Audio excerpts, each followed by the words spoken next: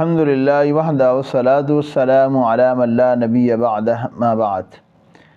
حضرت براء رضی اللہ تعالیٰ عنہ سے روایت ہے، انہوں نے کہا کہ میں نے نبی کریم صلی اللہ علیہ وسلم کو دیکھا کہ جب حضرت حسن بن علی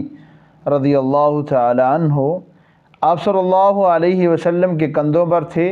اور آپ صلی اللہ علیہ وسلم فرما رہے تھے، اے اللہ میں اس سے محبت کرتا ہوں، تو بھی اس سے محبت کر۔ اللہم انی احبہ فاحبہ، اے اللہ میں حسن سے محبت کرتا ہوں، تو بھی اس سے محبت کر۔ دوسری روایت ہے حضرت عقبہ بن حارث رضی اللہ تعالیٰ عنہ سے روایت ہے، انہوں نے کہا کہ میں نے حضرت ابوبکر رضی اللہ تعالیٰ عنہ کو دیکھا کہ آپ نے حضرت حسن رضی اللہ تعالیٰ عنہ کو اٹھا رکھا تھا اور فرما رہے تھے، میرے ماں باپ آپ پر فدا ہوں، یہ تو شکل و صورت میں نبی کریم صلی اللہ علیہ وسلم سے ملتے جلتے ہیں، حضرت علی رضی اللہ تعالیٰ عنہ کے ہم شکل نہیں ہیں۔ حضرت علی رضی اللہ تعالیٰ عنہ پاس ہنس رہے تھے۔ اللہ اکبر۔ یہ حدیث عقبہ بن حارث سے یہ جو روایت ہے، اس کے اندر حضرت ابوبکر کی حضرت حسن کے ساتھ یعنی اہل بیت کے ساتھ محبت بالکل واضح نظر آ رہی ہے کہ حضرت عقبہ یہ روایت کر رہے ہیں کہ ابوبکر نے حضرت حسن کو اٹھا رکھا ہے اور ساتھ مسکرا بھی رہے ہیں اور ساتھ کہہ رہے ہیں کہ میرے ماں باپ آپ پر فدا ہوں،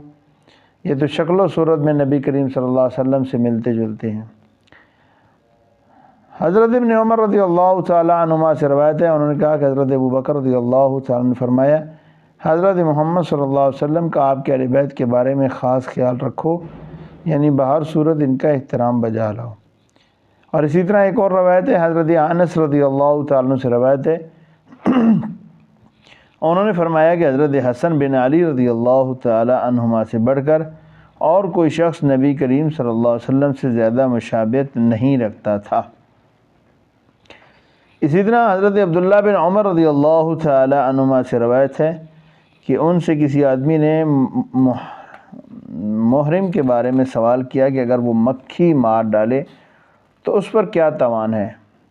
تو انہوں نے فرمایا کہ اہل عراق مکھی کے قتل کا مسئلہ پوچھتے ہیں، جبکہ انہوں نے نواسہ رسول صلی اللہ علیہ وسلم کو شہید کر ڈالا، حالانکہ نبی کریم صلی اللہ علیہ وسلم نے ان دونوں کے متعلق فرمایا تھا، یہ دونوں دنیا میں میرے خوشبودار پھول ہیں۔ اللہ تعالیٰ سے دعا ہے کہ اللہ رب العالمین ہمیں نبی کریم صلی اللہ علیہ وسلم کے نواسوں کا احترام کرنے کی توفیق دے۔ وما علیہ الا البلاغ المبین۔